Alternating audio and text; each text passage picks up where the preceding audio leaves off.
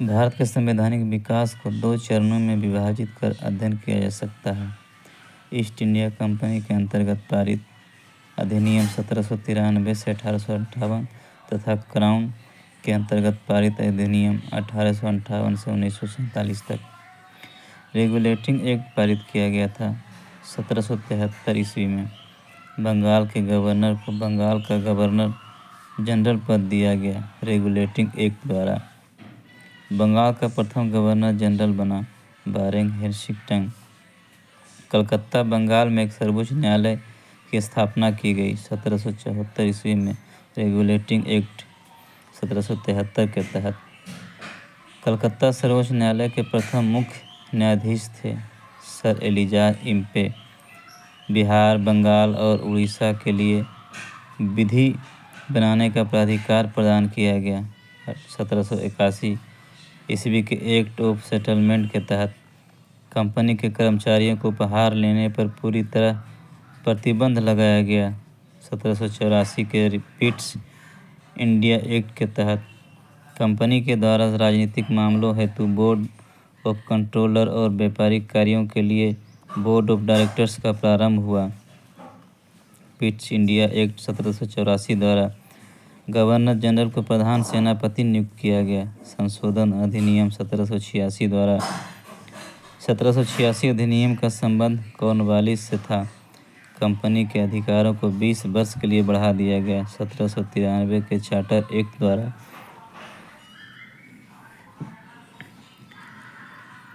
बंगाल के governor general को बम्बई मद्रास के पर्यवेक्षक का अधिकार दिया गया। 1793 के चार्टर एक्ट द्वारा पहली बार भारतीयों की शिक्षा पर प्रति वर्ष 1 लाख रुपये खर्च करने का उपबंध किया गया।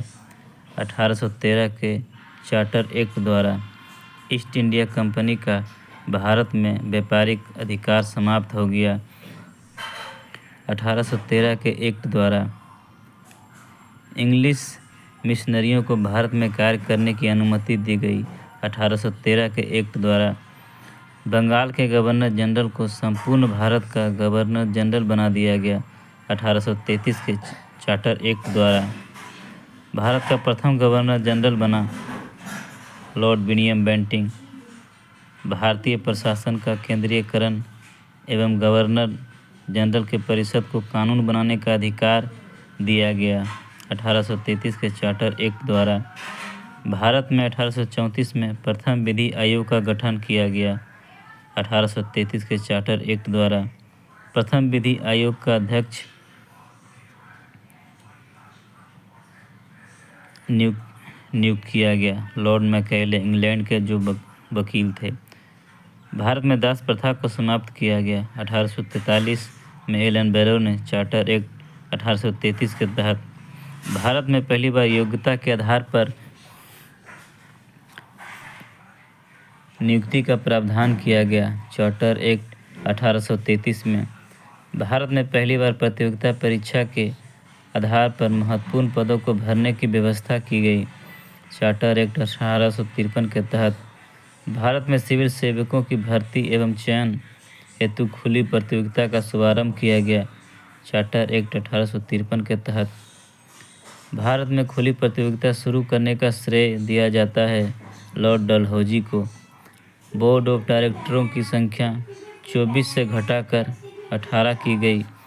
1853 एक्ट द्वारा भारतीय केंद्रीय विधान परिषद की स्थापना की गई। 1853 एक्ट द्वारा भारत का शासन कंपनी से लेकर ब्रिटिश क्राउन के हाथों में सौंपा गया। भारत शासन अधिनियम 1858 के द्वारा गवर्नर जनरल के पद नाम को बदलकर वायसराय कर दिया गया। भारत शासन अधिनियम 1858 के द्वारा भारत के प्रथम वायसराय तथा अंतिम गवर्नर जनरल हुए Lord Canning. Board of control और बोर्ड ऑफ डायरेक्टर को समाप्त कर भारत के राज्य सचिव पद का सृजन किया गया। भारत शासन अधिनियम 1858 के द्वारा महारानी विक्टोरिया को भारत की साम्राज्ञी घोषित किया गया। 1858 ईस्वी में कानून बनाने की प्रक्रिया में भारतीय प्रतिनिधियों को शामिल करने की शुरुआत हुई। भारत परिषद अधिनियम 1861 के द्वारा वायसराय को पहली बार अध्यादेश जारी करने की शक्ति प्रदान की गई। भारत परिषद अधिनियम 1861 के द्वारा भारत में निर्वाचन प्रणाली की शुरुआत की गई।